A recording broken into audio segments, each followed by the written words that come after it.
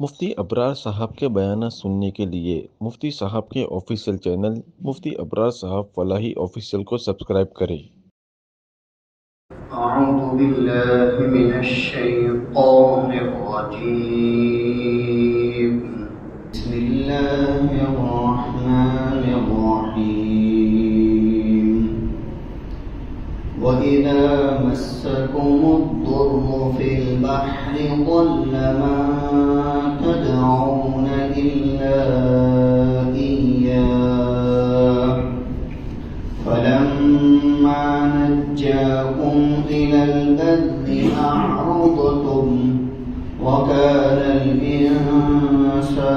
كَفُورًا أَفَأَمِنْتُمْ أَنْ يَخْسِفَ بِكُمْ جَانِبَ الْبَرِّ أَوْ يُرْسِلَ عَلَيْكُمْ حَاصِبًا ثُمَّ لَا تَجِدُوا لَكُمْ وَكِيلًا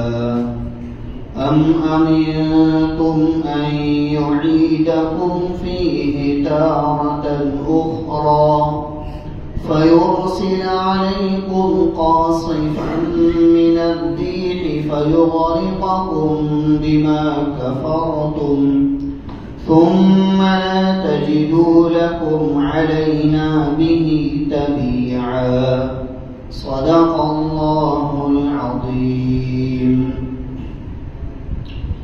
اور جب تم کو سمندر میں کوئی تکلیف پہنچتی ہے تو اللہ کے علاوہ جتنے معبودوں کو تم پکارتے ہو وہ سارے غائب ہو جاتے ہیں اور صرف ایک اللہ کو پکارنے لگتے ہو۔ پھر جب وہ پروردگار تم کو خشکی کی طرف نجات دیتا ہے تو تم دوبارہ اس سے اعراض کرنے لگتے ہو، اس کی عبادت سے روگردانی کرنے لگتے ہو، اور انسان تو ہے ہی بڑا ناشکرا۔ کیا تم کو اس بات کا ڈر نہیں ہے کہ وہ تم کو خشکی ہی میں زمین کے کسی ایک حصے میں دھسا دے یا تم پر سخت آندھی اور طوفان بھیج کر تم کو ہلاک کر دے، پھر تم کوئی اپنے لیے کارساز اور وکیل نہ پاؤ؟ یا تم مطمئن ہو چکے ہو اس بات سے کہ وہ تم کو دوبارہ واپس سمندر میں نہیں بھیجے گا؟ انہیں تم کو اس بات کا خوف نہیں ہے کہ ہو سکتا ہے کہ وہ تم کو دوبارہ سمندر میں واپس لے جاوے اور پھر تم پر سخت تیز ہواؤں کو چلاوے اور تمہاری ناشکری کی وجہ سے تم کو غرق کر دے، پھر تم اپنے خلاف کوئی مددگار پیچھے آنے والا نہ پاؤ؟ یہ سورہ بنی اسرائیل کی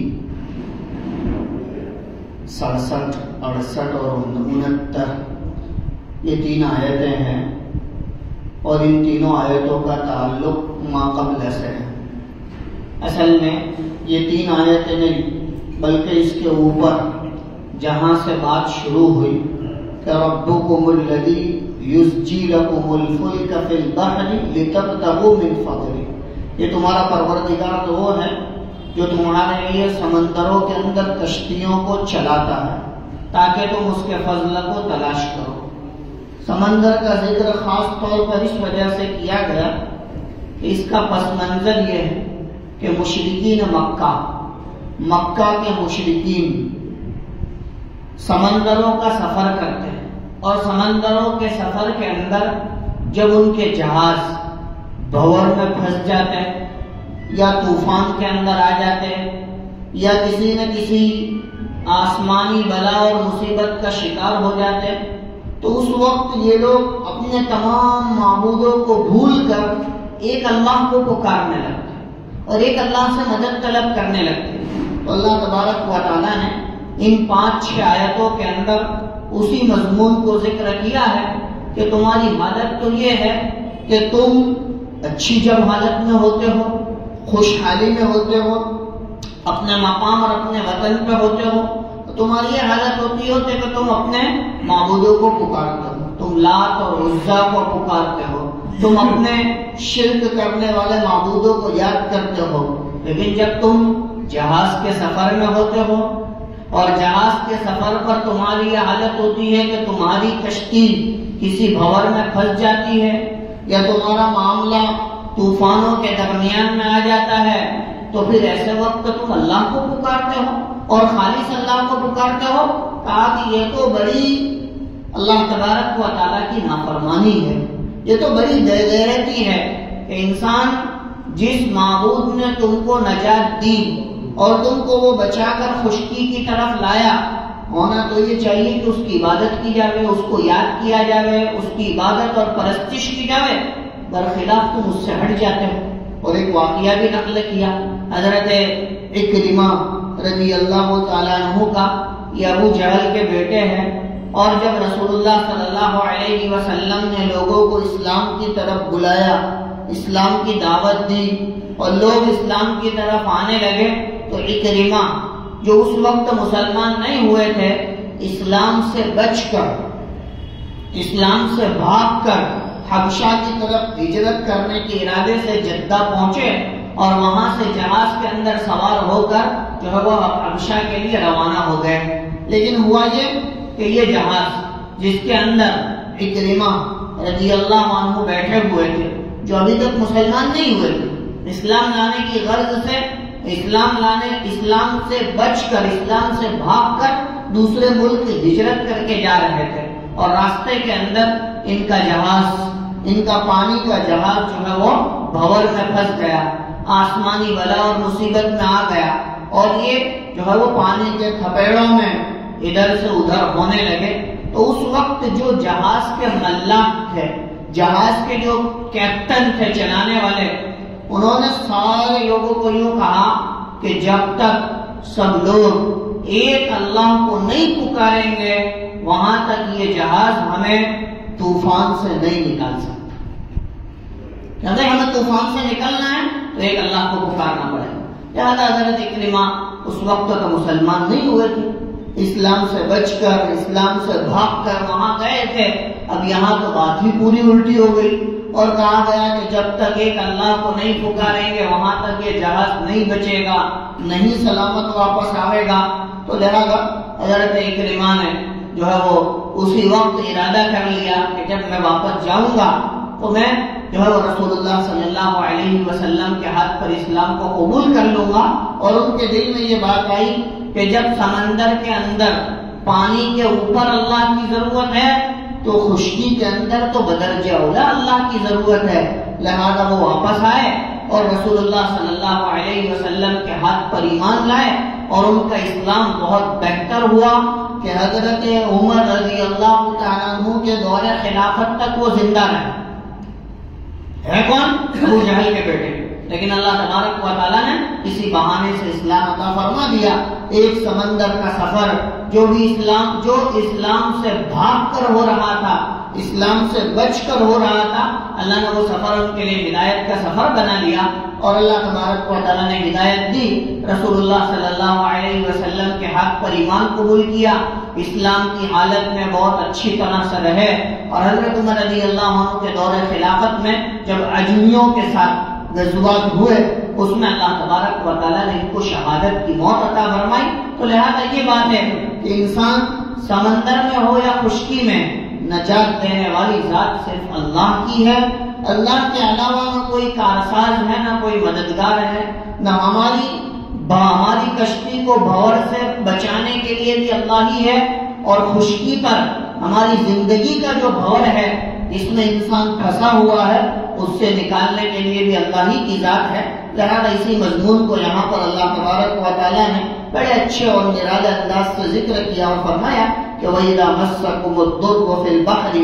ضَلَّ مَن تَدْعُونَ إِلَّا إِيَّاهُ، اور جب تم کو سمندر میں تکلیف پہنچتی ہے، چاہے وہ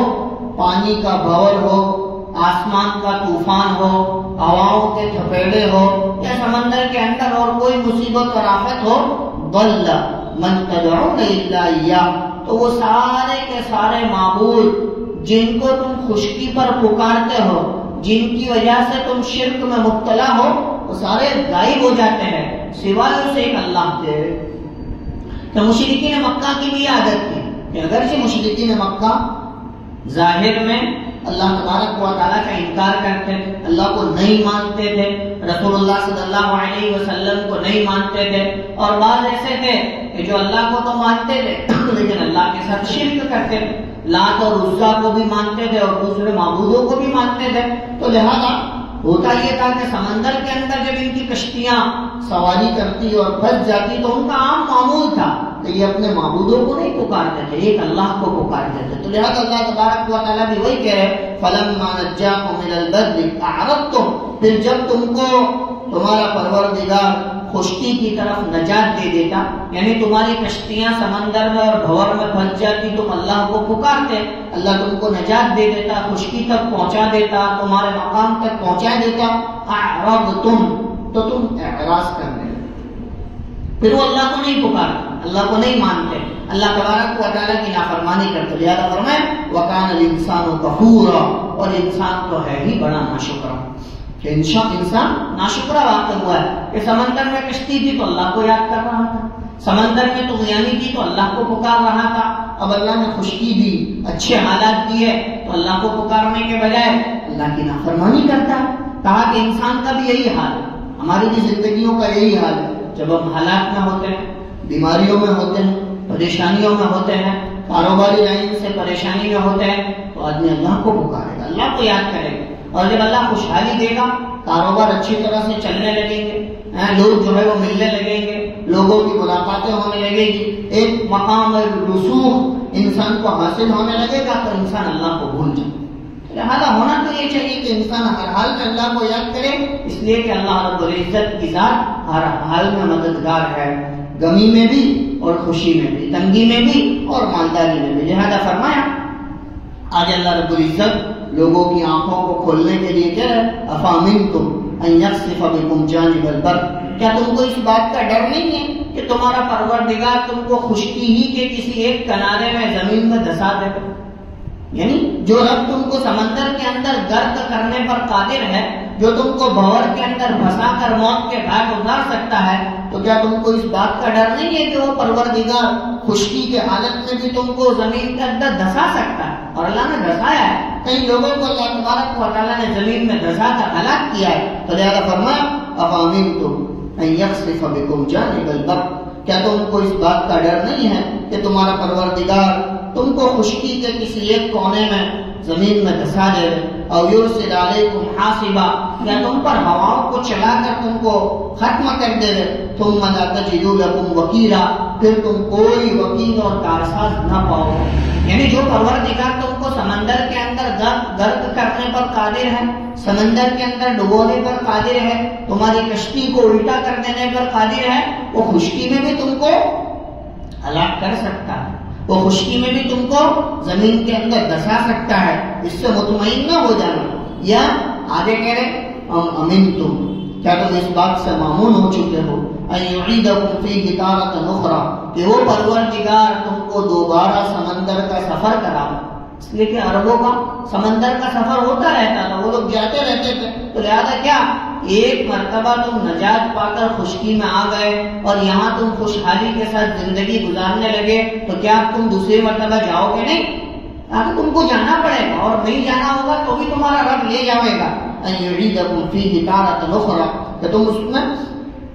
دوبارہ جاؤ، یعنی دوبارہ سمندر کا سفر کرو۔ فیرسل علیکم قاصفا من الريح، پس وہ پروردگار تمہارے اوپر ہواؤں کی تیز آندھی تم پر چلا دے گا۔ فیغرقکم بما کفرتم، پس وہ تم کو تمہاری ناشکری کی وجہ سے غرق کر دے گا۔ ثم لا تجدوا لکم علینا بہ تبیعا، پھر تم تمہارے پیچھے اپنے اوپر کوئی کارساز نہ پاؤ، کہ تم کو اپنے خلاف کوئی مددگار نہ ملے، تمہارے پیچھے کوئی آنے والا نہ ملے۔ لہذا اللہ تبارک و تعالیٰ ان دونوں آیتوں میں یہ بتلانا چاہتے ہیں کہ جو رب تم کو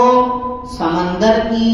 پانی کی اور دوسری تکلیفوں سے نجات دے کر خشکی پر لایا ہے، وہ خشکی پر رکھتے ہوئے بھی تم کو ہلاک کر سکتا ہے، اور خشکی پر رکھتے ہوئے بھی تم کو زمین میں دھسا سکتا ہے، اور اگر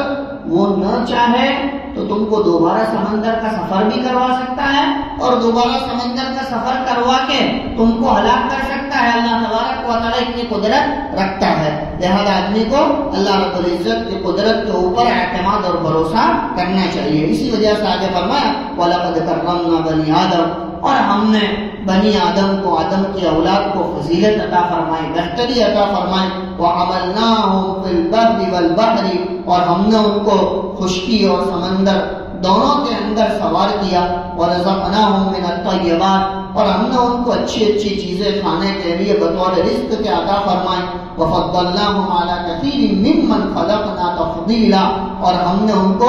اپنی مخلوق میں بہت زیادہ بہتری عطا فرمائی کہ اللہ رب العزت کی جتنی بھی مخلوق ہے اللہ نے انسان کو سب سے زیادہ افضل بنایا، بہتر بنایا۔ کیوں؟ اس لیے کہ انسان سمجھدار ہے، وہ اللہ کو یاد کرتا ہے، پکارتا ہے، اللہ کی عبادت کرتا ہے، اسی کی طرف رجوع کرتا ہے، اسی کی نعمتوں کو استعمال کر کے اسی کی طرف اپنے آپ کو لے جاتا ہے۔ لہذا ان آیتوں میں اللہ تبارک و تعالیٰ نے شرک سے انسان کو روکا، اور ان آیتوں میں یہ بات ذکر کی گئی کہ انسان کو چاہیے کہ وہ اللہ تبارک و تعالیٰ کے عذاب سے ہر وقت ڈرتا رہے۔ آدمی کو اللہ کا عذاب ہر وقت پہنچ سکتا ہے، کسی بھی جگہ پہنچ سکتا ہے، اس کے لیے سمندر کا ہونا ضروری نہیں ہے، اس کے لیے آدمی کا ہوا میں اڑنا ضروری نہیں ہے۔ اللہ رب العزت کہیں پر بھی انسان کو ہلاک کر سکتا ہے۔ اللہ تبارک و تعالیٰ سے دعا ہے اللہ ان آیتوں کو صحیح معنی میں سمجھنے کی توفیق عطا فرمائے، اور ان آیتوں کی حقانیت اللہ ہم سب کے سینے میں محفوظ فرمائے۔ وآخر دعوانا ان الحمد للہ رب